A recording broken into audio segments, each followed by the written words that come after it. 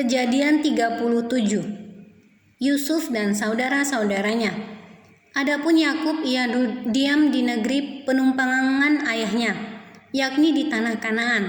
Inilah riwayat keturunan Yakub. Yusuf tatkala berumur 17 tahun ia jadi masih muda. Biasa menggembalakan kambing domba bersama-sama dengan saudara-saudaranya, anak-anak Bilha dan Zilpa, kedua istri ayahnya. Dan Yusuf menyampaikan kepada ayahnya kabar tentang kejahatan saudara-saudaranya. Israel lebih mengasihi Yusuf dari semua anaknya yang lain, sebab Yusuf itulah anaknya yang lahir pada masa tuanya, dan ia menyuruh membuat jubah yang maha indah bagi dia.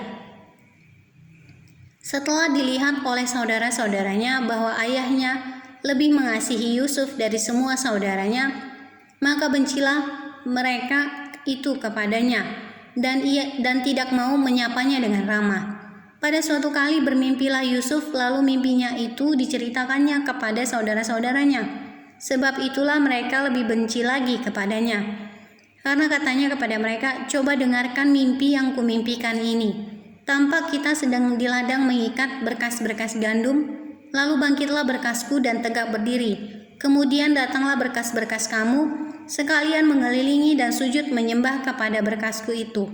Lalu saudara-saudaranya berkata kepadanya, "Apakah engkau ingin menjadi raja atas kami? Apakah engkau ingin berkuasa atas kami?" Jadi makin bencilah mereka kepadanya karena mimpinya dan karena perkataannya itu.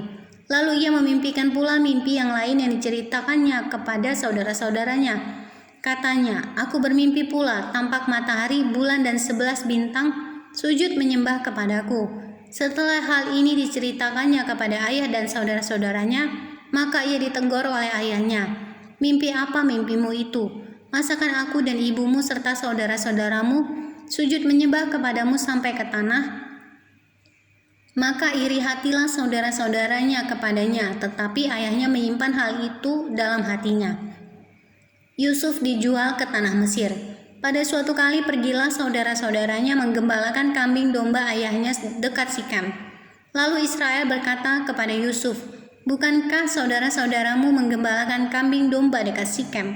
Marilah engkau kusuruh kepada mereka." Sahut Yusuf, "Iya Bapa." Kata Israel kepadanya, "Pergilah engkau melihat apakah baik keadaan saudara-saudaramu dan keadaan kambing dombamu, dan bawalah kabar tentang itu kepadaku."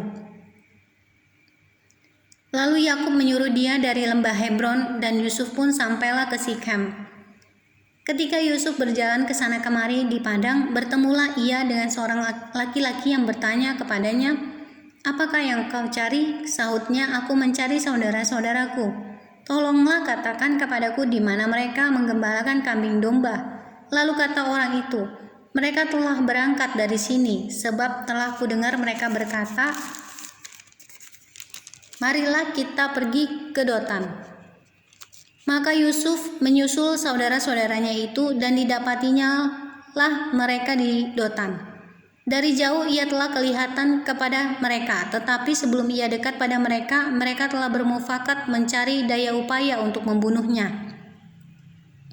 Kata mereka seorang kepada yang lain, "Lihat, tukang mimpi kita itu datang. Sekarang marilah kita bunuh dia dan kita lemparkan ke dalam salah satu sumur ini. Lalu kita katakan seekor binatang buas telah menerkamnya, dan kita akan lihat nanti bagaimana jadinya mimpinya itu." Ketika Ruben mendengar hal ini, ia ingin melepaskan Yusuf dari tangan mereka. Sebab itu katanya, "Janganlah kita bunuh dia." Lagi kata Ruben kepada mereka, "Janganlah tumpahkan darah, lemparkanlah dia ke dalam sumur yang ada di padang gurun ini. Tetapi janganlah apa-apakan dia." Maksudnya hendak melepaskan Yusuf dari tangan mereka dan membawanya kembali kepada ayahnya. Baru saja Yusuf sampai kepada saudara-saudaranya, mereka pun menanggalkan jubah Yusuf, jubah maha indah yang dipakainya itu, dan mereka membawa dia dan melemparkan dia ke dalam sumur. Sumur itu kosong, tidak berair. Kemudian duduklah mereka untuk makan. Ketika mereka mengangkat muka, kelihatanlah kepada mereka suatu kafilah orang Ismail datang dari Gilead dengan untanya yang membawa damar, balsam dan damar ladan dalam perjalanannya mengangkut barang-barang itu ke Mesir. Lalu kata Yehuda kepada saudara-saudaranya itu, apakah untungnya kalau kita membunuh adik kita itu dan menyembunyikannya dan menyembunyikan darahnya?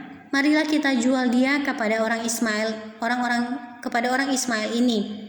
Tetapi janganlah kita apa-apakan dia, karena ia saudara kita, darah daging kita. Dan saudara-saudaranya mendengarkan perkataannya itu.